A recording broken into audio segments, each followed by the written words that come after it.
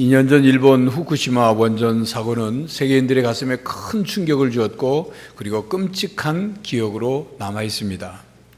그것은 강력한 지진이 일어나서 건물들이 무너졌고 그리고 그 지진 여파로 인한 쓰나미, 거대한 해일파가 도시의 시설물들을 집어삼켰습니다.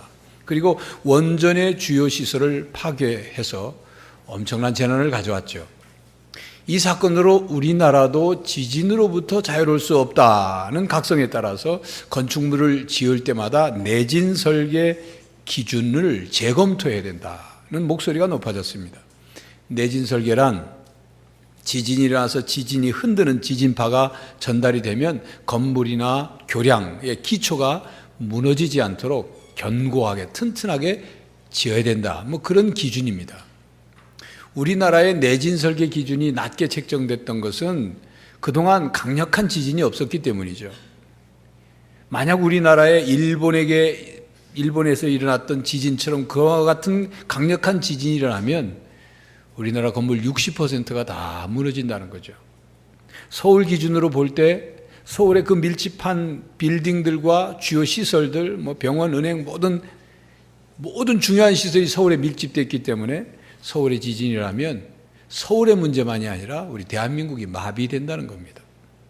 그러므로 건물을 지을 때 그 재난, 강력한 재난에도 견딜 수 있는 기초를 튼튼히 세워야 한다. 그게 내진 설계 기준을 높여야 한다는 얘기입니다. 여러분, 이런 사실을 아십니까? 겨울 또는 초봄과 같은 계절에 강풍이 불면 나무의 가지가 쉽게 부러집니다. 그런데 여름나무는 그 강풍보다도 훨씬 강한 태풍이 와도 그걸 잘 견뎌낼 수 있습니다. 왜냐하면 겨울이나 초봄의 나무는 아직 수액이 나무에 다 오르지 않아서 나무가 그야말로 메마른 상태이기 때문에 부러지는 거죠. 그런데 여름나무는 풍부한 수액이 줄기에 흐르고 있기 때문에 태풍이 와도 그것을 견뎌낼 수 있는, 쉽게 말하면 탄력성이 있는 거죠. 젖은 나무로서 탄력성이 있는 것입니다. 이렇게 나무의 뿌리가 깊고 넓게 뻗어서 나무 줄기에 충분한 수액을 공급을 하면 태풍에도 견딜 수 있는 것입니다. 다시 말하면 태풍과 같은 그런 강력한 힘에도 나무의 줄기가, 가지가 버텨낼 수 있으려면 뿌리 깊은 나무가 되어야 한다. 그 말입니다. 여러분, 나무의 일생을 보면 항상 햇살 가득한 맑은 날만 있는 것이 아니죠. 더위도 있고 가뭄도 있고 비바람도 몰아치고 태풍도 옵니다. 추위도 옵니다. 폭설도 내립니다. 그러나 그와 같은 것을 만날 때 메말라 죽거나 그리고 부러져 꺾이거나 또는 뿌리채 뽑혀 나뒹굴지 않으려면 반드시 뿌리를 깊게 넓게 뻗어야 합니다. 이런 의미에서 우리의 인생을 나무에 비유해 본다면 뿌리 깊은 나무처럼 우리는 뿌리 깊은 인생이 되어야 한다. 뿌리 깊은 신앙인이 되어야 한다. 이 말씀이죠. 중국 동부에 자라는 모소라는 이름의 대나무의 성장 이야기를 들어보면 우리들에게 깨닫게 해주는 중요한 메시지가 있습니다. 이 모소, 대나무의 종류인데 이 모소 대나무를 심고 나면 1년이 지나도 전혀 싹이나 순이 나오지 않는다는 겁니다. 또 한 해를 기다려 둘째 해가 돼도 싹이 나지 않고 셋째 해가 되어도 싹이 나지 않고 4년째가 되어도 싹이 전혀 나오지 않는 거죠. 그리고 마침내 5번째 해, 5년 차가 되면 그때서 죽순, 모소대나무의 순이 나오는데 나오자마자 한자 정도로 쑥 큰다는 것입니다. 순이 나온 뒤에 6주, 한 달 보름이 지나면 그 한 달 보름 동안 삽시간에 그 대나무가 15m까지 자란다는 겁니다. 자, 그렇다면 도대체 이 모소 대나무가 4년 동안 땅에 심어져서 뭘 했느냐 그 말이에요. 모소 대나무가 4년 동안 땅으로 깊이 수십 미터까지 뿌리를 내리는 일을 했다는 겁니다. 그래서 4년이 지난 뒤에 대나무의 죽순이 자라나게 되면 그 죽순의 그 땅 밑까지 뻗은 그 뿌리에서부터 거대한 양의 자양분을 공급해줘서 삽시간에 대나무가 15m까지 크게 된 것입니다. 4년이라는 기간은 모소 대나무에게 있어서 뿌리를 내리는, 뿌리를 키우는 준비 기간이었던 것이죠. 이런 모소 대나무의 성장은 신앙인들에게 뿌리를 제대로 내리는 일이 얼마나 중요한지를 가르쳐 줍니다. 또 뿌리를 깊게 넓게 내리면 성장도 빠르게 일어날 수 있다는 것을 우리에게 가르쳐 줍니다. 지난주에 말씀드렸다시피 우리의 신앙이 바르게 성장하려면, 우리의 신앙이 굳건해지려면, 우리의 신앙의 뿌리가 깊게 내리려면 하나님의 말씀을 열심히 읽고 듣고 묵상해야 합니다. 하나님의 말씀에 우리의 뿌리를 깊게 내릴 때만이 모소대나무처럼 크게 성장할 수 있는 것입니다. 사도 바울이 에베소 교회 장로들을 불러서 이별을 하면서 이런 말을 했죠. 지금 내가 여러분을 주와 및 그 은혜의 말씀에 부탁하노니 그 말씀이 여러분을 능히 든든히 세우사 거룩하게 하심을 입은 모든 자 가운데 기업이 있게 하시리라. 사도행전 20장 32절 말씀입니다. 바울은 에베소 교회 장로들을 이제 헤어져서 떨어지지만 비록 그들에게 말씀을 전하고 그들의 신앙을 양육할 수는 없지만 그러나 하나님의 은혜의 말씀에 그들을 부탁하고 맡기고 그러면 그 은혜의 말씀이 그들을 든든히 세울 것이라고 확신하고 있었던 것입니다. 하나님의 말씀은 우리를 든든히 세웁니다. 우리의 신앙의 뿌리를 말씀에 깊게 내릴 때 우리의 신앙이라는 나무는 성장하는 것입니다. 그런데 신앙의 뿌리가 깊게 내리는데 시간이 필요합니다. 물론 사람마다 차이는 있을 수 있습니다. 그러나 너무도 짧은 시간에, 빠른 시간에 신앙의 뿌리가 깊게 내려가는 것, 이것은 기대하기 어려운 일입니다. 어떤 경우를 보면 교회에 나오자마자 교회에서 봉사하기를 원하는 그런 분들이 있어요. 물론 그분이 신앙의 뿌리를 제대로 빨리 내린 상태에서 봉사를 한다면 참으로 봉사하는 것이 그의 신앙 성장에 도움이 될 것입니다. 그러나 신앙의 뿌리를 제대로 내리지 않고 신앙의 뿌리가 약한 상태에서 봉사를 시작하게 되면 봉사하다가 신앙의 뿌리가 뽑힐 만한 어떤 일을 만나게 되면 그것을 감당하지 못해서 신앙을 포기하는 일들이 생겨납니다. 이런 사실을 알고 먼저 믿은 신자들이 새로 나온 세교우들을 봉사하자고 권유할 때 그 상황과 때와 신앙의 뿌리의 깊이를 보고 권유를 해야 합니다. 어떤 이들은 세교우가 교회 출석을 잘하면 무조건 자기 부서에 데려가서 뭔가를 봉사시키려고 애를 쓰는 분이 있어요. 그러나 그 세교우가 봉사를 하다가 오히려 상처를 받고 그리고 실망해서 역효과가 나는 경우가 있어요. 봉사를 해서 신앙이 자라는 게 아니라 봉사 때문에 실족하는 경우가 있다 그 말입니다. 이미 봉사를 하고 있는 그런 분들이 계시다면 열심히 신앙의 뿌리를 내리시기를 바랍니다. 하나님께 신앙의 뿌리를 내리고 예수님께 신앙의 뿌리를 내리고 하나님 말씀의 신앙의 뿌리를 내려서 날마다 말씀을 읽고 듣고 묵상함으로 여러분들이 신앙의 뿌리를 깊게 내릴 수 있기를 바랍니다. 우리의 이 땅에서의 삶이 어떠한 삶인지를 너무도 잘 아시는 하나님께서 우리의 신앙의 뿌리를 깊게 내리도록 하게 하시는 사인이 있어요. 우리와 하여금 문제를 만나고 고난을 만나게 하시는 거죠. 그래서 하나님께서 우리의 신앙의 뿌리를 이렇게 흔들어 보십니다. 우리와 하여금 그 신앙의 뿌리가 흔들릴 때 우리의 신앙의 뿌리가 얼마나 깊게 단단하게 뿌리를 내리고 있는지를 확인하게 하셔요. 그래서 그 뿌리를 더 깊게 내리도록 자극과 도전을 주는 것이죠. 고린도전서 10장 13절에 이렇게 말씀합니다. 사람이 감당할 시험 밖에는 너희가 당한 것이 없나니 오직 하나님은 미쁘사 너희가 감당하지 못할 시험 당함을 허락하지 아니하시고 시험 당할 즈음에 또한 피할 길을 내사 너희로 능히 감당하게 하시느니라. 하나님 우리에게로 하여금 문제를 만나고 시험을 당하고 고난을 만나게 해서 우리의 신앙의 뿌리를 더 견고하게 깊게 내리게 하시고 능히 그것을 감당할 수 있는 그런 시험을 주신다 그 말이에요. 실제로 우리가 시험을 받거나 고난을 통해서 우리의 신앙의 뿌리가 얼마나 깊고 튼튼하게 박혀 있는지를 우리가 확인할 수 있게 돼요. 그리고 뿌리를 더 깊게 내리게 되는 거죠. 이겨내려면. 하나님께서는 우리의 신앙의 뿌리를 뽑아내시는 하나님이 아닙니다. 하나님께서는 우리의 신앙의 뿌리를 더 깊게 내리게 하시는 하나님이에요. 우리는 고난이 닥치면 신앙의 뿌리가 흔들리죠. 고난이 우리의 신앙의 뿌리를 뒤흔들기 때문입니다. 그때 우리는 하나님이 나의 신앙의 뿌리를 뽑으려고 하신다고 생각할 때가 있어요. 그것은 우리의 신앙의 뿌리를 뽑으려는 것이 아니라 우리의 뿌리를 더욱 깊고 튼튼하게 내리게 하시는 하나님의 방법인 것입니다. 여러분, 한번 생각해 보십시오. 사람들이 복권에 됐을 때나 사업이 잘 될 때, 혹은 건강이 참 좋을 때, 바로 그때, 나는 내게 복권이 당첨됐기 때문에, 사업이 잘 되기 때문에, 내가 건강하기 때문에 내 인생의 삶의 의미를 새롭게 깨달았다. 또 내 인생의 목적을 새롭게 내가 발견하게 됐다. 또 내 인생의 삶의 우선순위를 새롭게 자리 잡게 되었다. 그렇게 말하는 사람을 들어본 적이 있습니까? 그런 얘기를 들어본 적이 있습니까? 대부분 100이면 99.99999명이 건강을 잃어버리거나 사업에 실패하거나 그리고 심각한 고난을 만나서야 그때 마침내 내가 내 삶의 의미를 다시 한번 생각하게 됐다.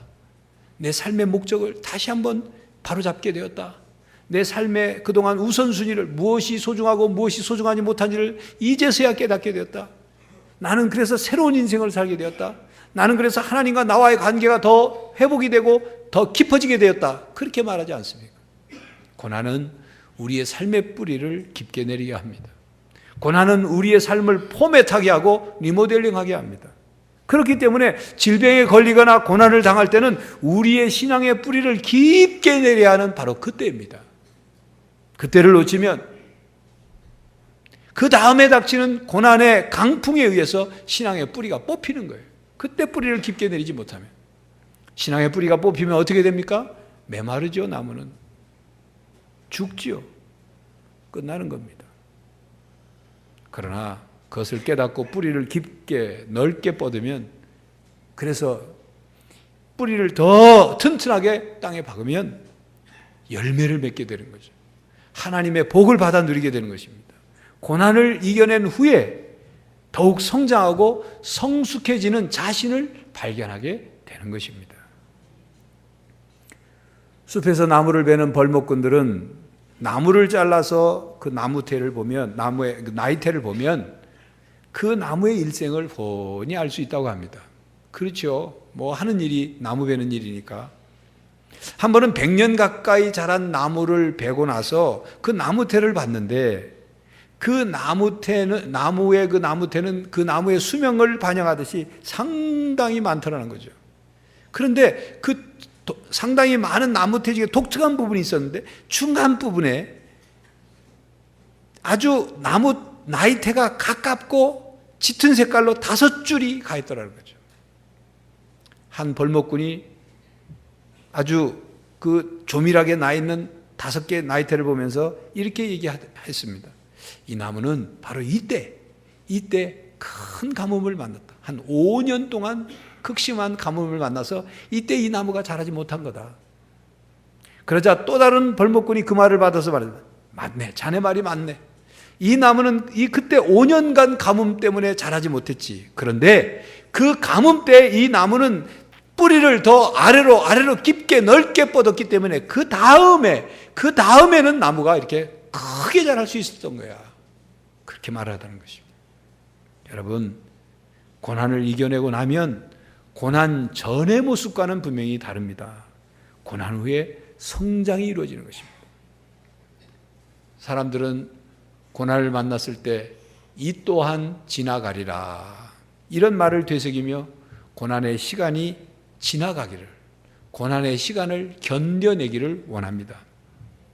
고난을 견디는 한 방법은 되겠죠. 그러나 신앙인들은 고난을 만났을 때 고난이 지나가기만을 기다리는 사람이 아닙니다. 고난 속에서 신앙의 뿌리를 더 깊이 내리는 사람들이죠.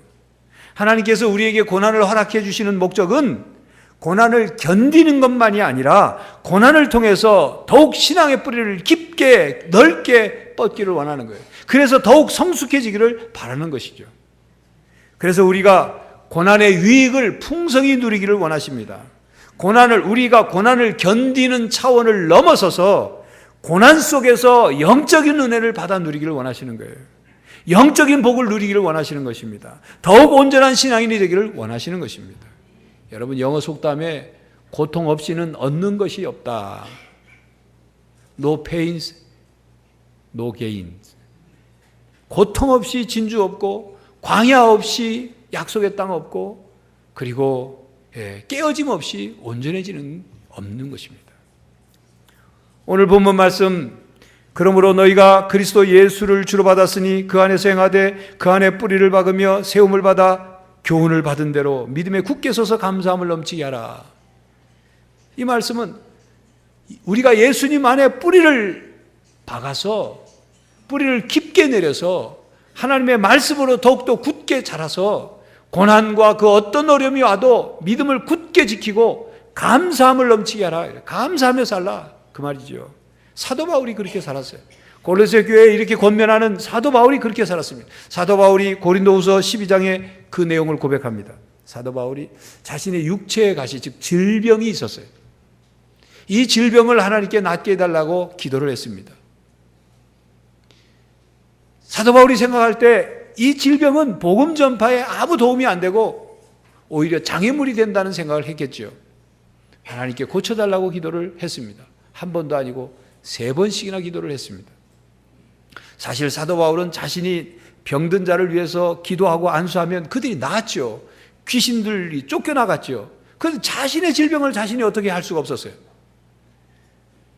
하나님께 3번 기도했다는 이 표현은 꼭 숫자로 3번, 물론 3번일 수도 있지만 그 속에 담긴 의미는 하나님께 병을 고쳐달라고 기도했는데 하나님이 고쳐주지 않고, 또 했는데 고쳐주지 않고, 또 했는데 고치지 않고, 기도는 했지만 반복해서 응답이 이루어지지 않았다, 그런 뜻이죠. 그래서 그는 하나님께 실망할 수도 있었을 것입니다. 아마도 신앙의 뿌리가 약한 사역자라면 하나님께 이렇게 불평하거나 원망했을 거예요. 하나님, 내가 하나님을 위해서, 복음 전파를 위해서 얼마나 열심히 이 봉사했는데 왜 내 병 안 고쳐줍니까? 하나님, 이 질병 때문에 난 복음 전파하는 거 못 해먹겠습니다. 하나님 너무하십니다. 나한테 어떻게 이럴 수 있습니까? 그렇게 말했겠죠. 그러나 사도 바울은 하나님께서 기도에 응답해 주시지 않을수록 신앙의 뿌리를 하나님께 더 깊이, 하나님을 향하여 더 깊이 뻗었습니다. 바울은 내 뜻대로, 내 욕심대로 이루어지지 않으면 언제든지 하나님께 뿌리를 내린 그 신앙의 뿌리를 뽑아버리는 그런 사람이 아니기 때문에, 자기가 기도한 대로 응답되지 않으면 하나님의 사랑을 의심하고 하나님과 멀어지는 그런 사람이 아니기 때문에 오히려 하나님께서 뭐라고 말씀하실지 더 귀를 기울였어요. 하나님의 뜻을 더 깊게 분별하려고 애를 썼습니다. 그런 그를 향해서 하나님께서 말씀하셨죠. 바울아, 내 은혜가 네게 족하도다. 너에게 필요한 것은 그것이 전부다. 내 능력은 너의 약함 속에서 진가가 드러난다. 바울은 하나님께서 하시는 그 말씀을 듣고 자신의 질병이 고쳐지지 않는 것을 기쁘게 받아들였습니다. 질병을 장애물로 생각하지 않고 선물로 받아들이며 감사하기 시작했습니다. 또한 자신이 하나님께로부터 계시받은 것이 너무 크고 놀랍기 때문에 하나님께서 이 질병을 통해서, 육체의 가시를 통해서 자기를 교만하지 않게 하시려는 것이라는 사실을 또한 깨달았어요. 자신이 연약할수록 주님을 더욱 의지하게 되고 주님을 더 붙잡게 되고, 그리고 그렇게 될 때 주님의 능력이 자신 안에서 더 머물게 된다는 사실을 깨달았어요. 그래서 자신의 약점을 기꺼이 받아들인 거죠. 그렇기 때문에 자신의 약한 것들이 부끄러운 것이 아니라, 장애가 아니라 주님 안에서 오히려 자랑할 수 있는 것이라고 깨달았습니다. 또한 자신이 능욕을 당하거나 궁핍해지거나 박해를 당하거나 곤고해질 때 오히려 그때가 주님의 능력과 은혜를 체험할 수 있는 절호의 기회라는 사실을 그가 깨닫게 된 것입니다. 정리하면 바울은 자신에게 생겨난 육체의 가시, 질병을 통해서 나의 한계가 있구나, 내가 겸손해져야지, 교만해지지 말아야지 하는 신앙의 뿌리를 더 뻗은 거예요. 내가 연약할수록 주님의 능력은 내 안에서 더욱 넘쳐나는구나 라는 신앙의 뿌리를 더 뻗은 것입니다. 내가 약할 때 주님이 내 안에 계심으로 나는 더 강해질 수 있다는 신앙의 뿌리를 더 뻗은 거죠. 그러므로 나의 약점과 나의 단점과 나의 고난을 나는 기쁘게 받아들여야 한다. 감사해야 한다. 그렇게 신앙의 뿌리를 뻗은 거예요. 여러분, 신앙의 뿌리가 깊을수록 깨달음의 은혜가 풍성합니다. 신앙의 뿌리가 깊을수록 은혜가 더욱 풍성하게 누려지고 또 간직되는 것입니다. 왜냐하면 신앙의 뿌리는 마치 그릇의 크기와 깊이와 같은 것이기 때문에. 강준민 목사님의 글 중에 이런 글이 있습니다. 나무는 거센 폭풍우 때문에 더욱 깊이 뿌리를 내리게 됩니다. 더욱 견고한 나무가 됩니다. 강한 용사는 전쟁터에서 만들어집니다. 훌륭한 항해사는 항구에서 만들어지는 것이 아니라 거친 바다에서 만들어집니다. 성경에 나타난 사람들을 보십시오. 그들에게 한 가지 공통점이 있습니다. 그것은 그들이 고난의 사람이었다는 것입니다. 그들은 고난을 통과했고 고난을 통해 성장했고 고난을 통해 무르익었습니다. 그들은 고난을 통과함으로 강해졌습니다. 바로 이렇게 말했습니다. 그렇습니다. 우리가 고난을 통과하면 우리의 마음의 힘이 강해집니다. 생각의 깊이도 깊어집니다. 생각의 깊이와 함께 신앙의 뿌리도 깊어집니다. 소위 내공이 강해진다고 말하죠. 그 말처럼 우리의 영적인 내공이, 영성이 풍성해지는 거예요. 쉽게 뿌리 뽑히지 않을 정도만이 아니라 흔들리지도 않을 수 있는 그런 영적인 내공, 영성을 갖게 되는 것입니다.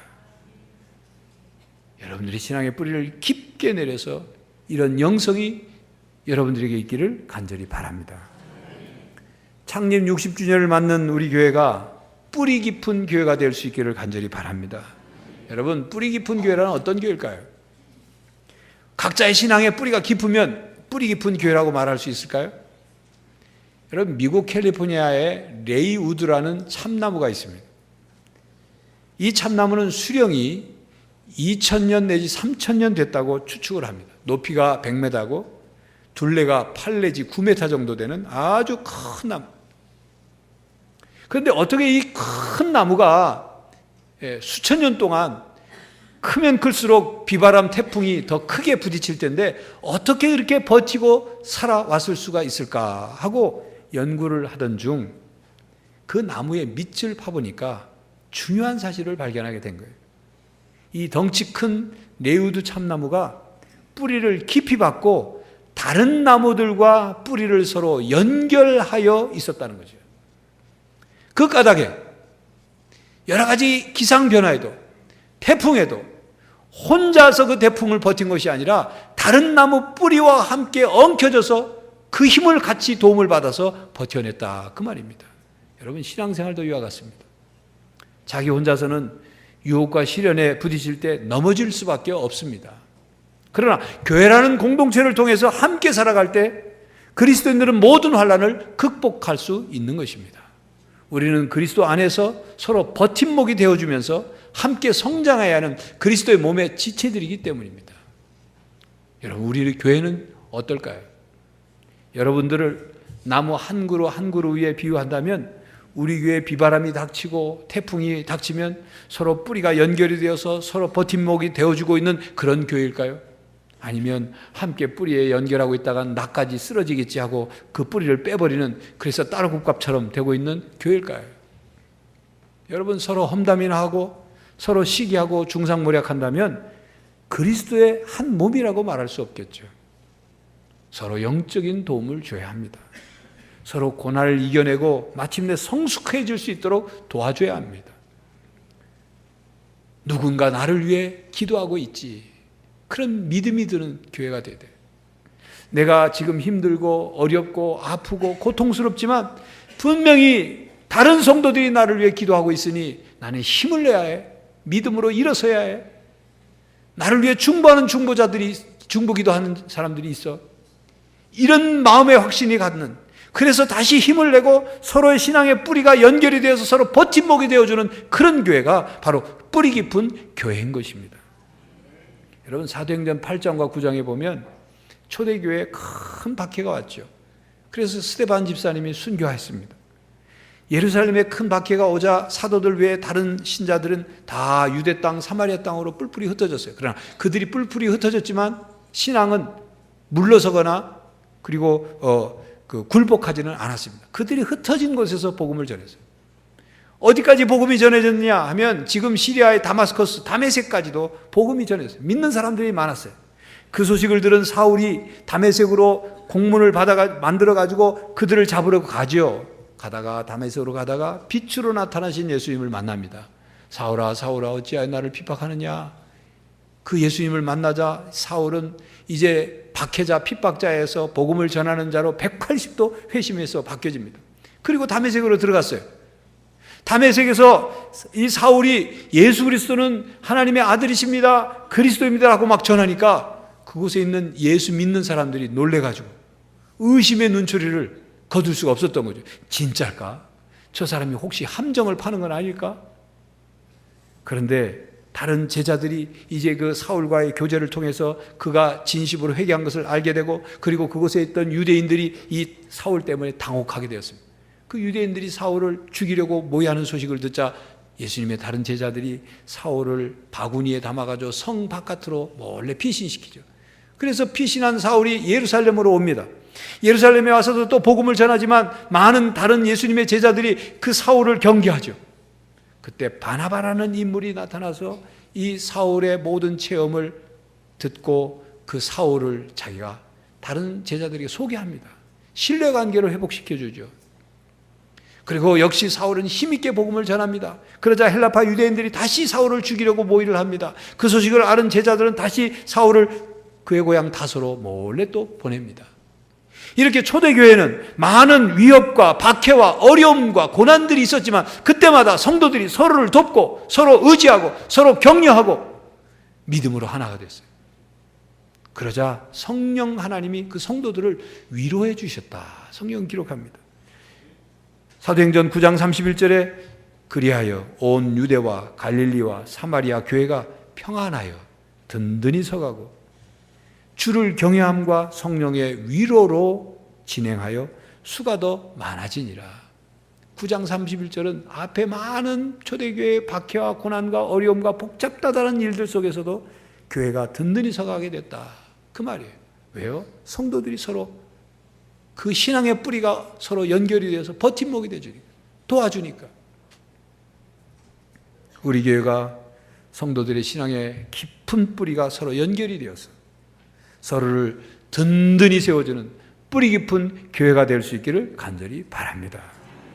성도 여러분, 문제를 만났습니까? 시험을 당하고 있습니까? 고난을 겪고 있습니까?